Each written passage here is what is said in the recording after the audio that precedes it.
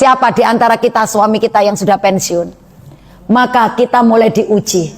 Kalau kita nggak ngaji, kalau kita nggak punya iman, ngelihat suami sudah lontang-lantung, udah nggak menghasilkan duit, udah mulai sakit-sakitan, nggak ngasih duit, bawel, cerewet, kita kalau nggak punya iman kita tinggalkan. Kenapa kita tetap jaga? Karena kita ngaji. Karena rumah tanggalah yang akan bisa mengantarkan kita ke surga. Ketika kita berjanji di depan para KUA 40 tahun yang lalu, 45 tahun yang lalu berjanji dalam melaksanakan ijab kabul akad nikah, Allah menyertakan semua para malaikat baris di dalam pernikahan itu. Kita sebut misaqon ghalidho, perjanjian yang berat. Makanya orang dulu kenapa awet menjaga pernikahannya? Karena orang dulu walaupun tidak ngaji sana sini, tapi orang dulu tidak kebanyakan gaya kayak orang sekarang. Sehingga orang dulu walaupun makannya susah, nggak pernah dimasukin dalam kategori persoalan. Walaupun dia terlalu sakitin suaminya, tidak akan masuk dalam kategori persoalan rumah tangga. Ini Bu, rumah tangga sekarang yang bukan model kita, anak-anak kita, itu sedikit ekonominya merosot, sudah kata cerai itu bisa dilontarkan. Ini maka peran wanita dalam rumah tangga, pertama kita itu menjadi istri.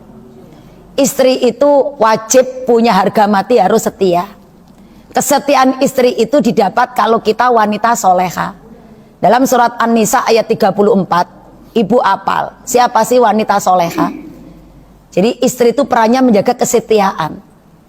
Dan kesetiaan itu yang telah diajarkan oleh Allah dan Rasulnya, sehingga dengan setia itu keluarganya Rasulullah dengan beristri Khadijah binti Khuwailid, kemudian beristri dengan Aisyah, dan Rasulullah pun tidak pernah yang namanya membentak perempuan, apalagi istrinya, pembantunya aja nggak pernah dibentak. Nah, kita pun sebagai istri menjaga kesetiaan itu, maka kita wajib berbalut kesolehan kita sebagai seorang wanita. Solehnya wanita itu diantaranya dituangkan oleh Allah dalam Al-Quran surat An-Nisa ayat 34, fassolihatu qonitatun hafidhatun lil ghaibi bima hafidhallah. Siapa sih wanita soleha? Yang qonitatun, taatnya kepada Allah sudah mendarah daging dengan istiqomah, ditambah ketaatannya kepada Allah, tidak hanya menjalankan ibadah wajib tapi ibadah sunnah. Itu qonitatun. Jadi qonitatun itu tidak akan sholat subuh sebelum qobliyah. Qonitatun itu habis sholat subuh nggak akan berhenti, terus wirid dzikir.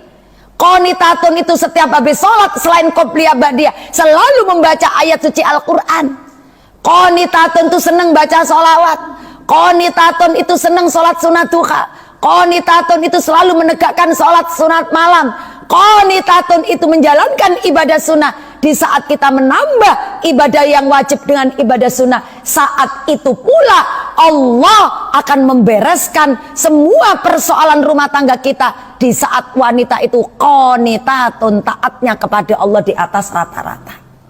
Maka ketika kita sudah taatnya di atas rata-rata, muncul sabar yang top, muncul syukur yang top, muncul banyak ngalah, muncul tawadu. Itu dari sebab ibu menjalankan perbanyak ibadah sunnah.